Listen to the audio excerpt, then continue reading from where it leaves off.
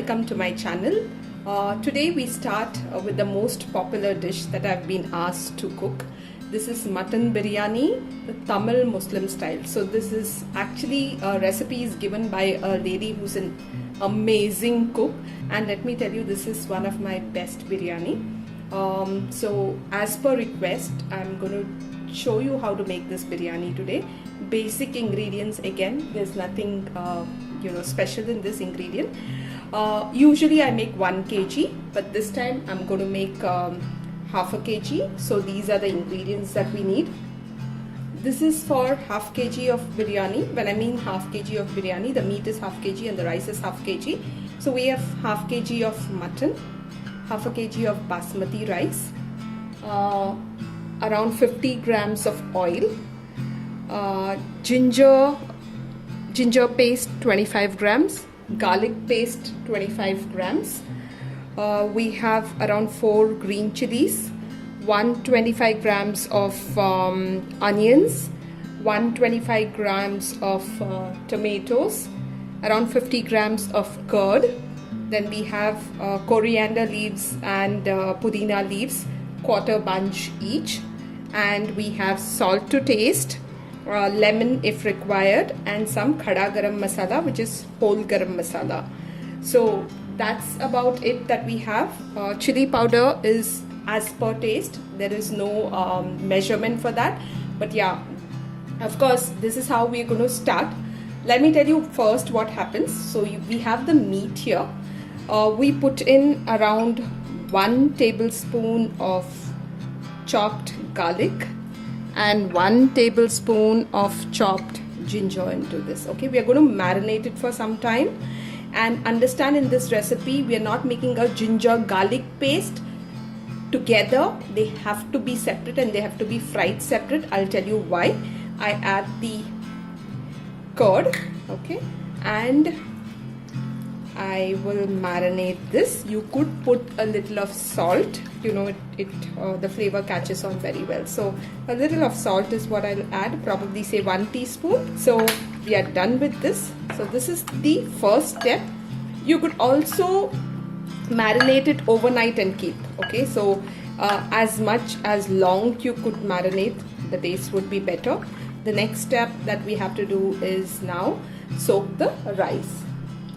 So here I've soaked the rice in water.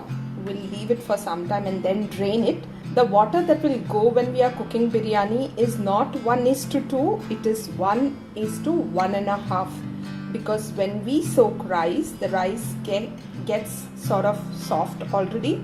So when you soak rice, you just need to add 1:1.5. Okay, that's the amount of water we'll add while cooking, not now. Now we're just letting it soak for some time so that it becomes a little softer. What we have to do now is the meat that we have marinated, we need to cook the meat now. We will do that in a cooker. So I have my cooker ready now. Please see that I'm not adding any oil or anything. I'm just adding the marinated meat into the cooker, and I'm going to let it cook. Alright, what I would do is, this little curd that I have, I'll just mix a little water and put into it. So I'm adding the water, alright, around half cup. Okay. So now I'm going to let this meat cook. It has got mutton, ginger, garlic, salt and curd. So this will cook according to whatever time your meat takes to cook. So our meat is cooked now. The pressure is gone. Let's open the cooker. Yeah, my meat is cooked well. What I have to do is now keep the water and just drain out the meat out of it, okay? Because we're going to use that water, that's the most flavorful water, with the rice when we are cooking the rice. So now we need to separate the meat from the broth. So the meat is totally taken off from the water or the broth. I'm going to keep it separate now. I will transfer the broth into a container, okay, and we'll go back. So when I said half kg of rice, I took 2 cups of these. So these are 200 grams each cup.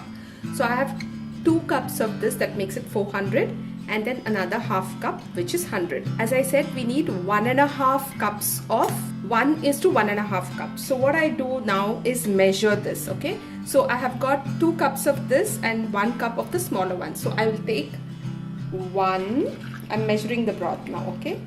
1 and 1.5, okay? Exactly around 1.5. So this is done for the 1 cup of rice. So what will I need more now? So this was the water for 1 cup. For the next 1 cup, I put 1 and a half. This is a half one, right? And then this I used 1 cup. So I'll, put 1 and a half, right? So this is the water that will go to cook my biryani. I'm going to keep this aside now.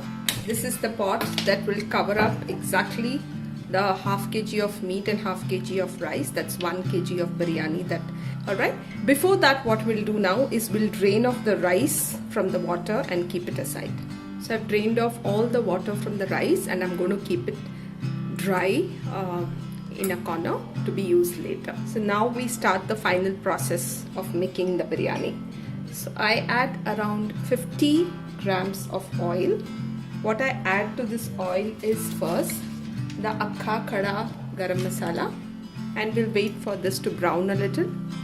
Now that the garam masalas have nicely fried in the oil, we're going to use the onions. And let the onions fry till they get a nice light brown color. So when the onion is in between the pink and the brown, we add the garlic. The garlic has to go first because the idea is do not use ginger along with garlic because that will get burnt and the flavor will totally change. So we add only the garlic first. So after I use this and this cooks for say 2 minutes, tomatoes. So the tomatoes are added. Now I'm using the tomatoes and I'm going to wait for the tomatoes to become a little mushy. You could add a little salt at this point of time because you want your tomatoes to become mushy faster.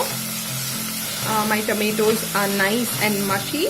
This is the time I'm going to add the ginger is added at this point of time. And then we saute it for a minute or so, not more than that. We don't want the ginger to burn. So now after the ginger is incorporated well, we are using the green chilies and the dhania and pudina, the mint and the coriander leaves. Okay. And wait for this to nicely mush up and sort of become a paste. So when all these masalas are coming together, this is the time that you could add chili powder if you want. If you want a little spicy and you think you want it that way, this is totally optional, chili powder. You could also use some garam masala, which I do. So very little because otherwise it will steal the whole flavor of the biryani. So what I have added is chili powder and garam masala powder, which is totally optional. That's totally your choice if you want to do it. So I use all these things and get them together. Now if you see, it's a good masala paste. So what happens next is we now add the meat into it. So we have separated the meat from the broth.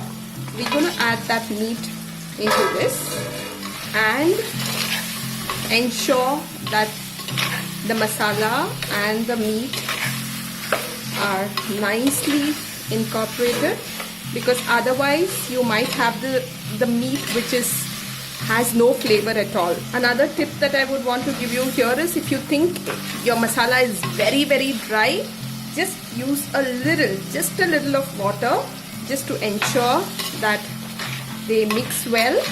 Okay, because now this is going to stay on sim for almost 10 to 15 minutes, because we do not want any part of the meat to taste bland. We're going to close this and simmer the fire and let the masala and the meat incorporate very well. Another tip about making biryani, see, there are certain things that you just need to use your common sense into. Here we are. Well, this looks good. The masala and the meat have mixed on well. Next, what we do is we have the water, the broth. Okay, the 1:1.5. We will use that. Let it come to a boil. So when it's boiling nicely, now is the time to adjust the salt and sour. If you want some, you could use the lemon juice. I like my biryani to be nice and sour, so I am using some lemon juice. Check out the spiciness. If you think you want it more spicy, you can add more of red chili powder. This is the time to do everything before the rice gets in. Now we're going to get the rice into this and then cook it on dum. Ensure to simmer the flame of your fire. Okay, now on it's just going to be slow cooking. Now is the time that we're going to seal it. So if you look at my cover, I've sealed it with atta everywhere. So this is the time that we seal it. Okay, it will cook on sim for some time. Press it nicely. I'm also going to keep a container of water on top of this. And how I do is, when the water gets hot, I know it's right time to get it into dum. So at this point of time, it's going to be on sim fire. After which I'll take a pan and keep the pot on that pan without direct fire. Here we have the pan ready now. Now you have to get the biryani on the dum. So this is going to cook on this for some time. It's not going to cook on fire. That means that it is going to be not getting burnt from below. And we keep it like this on dum for around 10 minutes. After which we'll open and see how our biryani is coming out. So after 10 minutes, I've switched off the fire. And we've waited another 15 minutes so that the biryani settles down. And now we're going to open the biryani and see how it's come out. The testing time. Let's open the biryani and see how it's come out. Amazing, it's come out very well. And now what we need to do is we need to mix it. Oh, it's beautiful. Look at the rice. It's standing well. And now what we have to do is gently mix it up. So that, alright, and this is something that you could just discard. So look at this. Yummy mutton biryani ready, and a pot full of happiness for all of us today. And look at the juicy, yummy mutton biryani ready to go.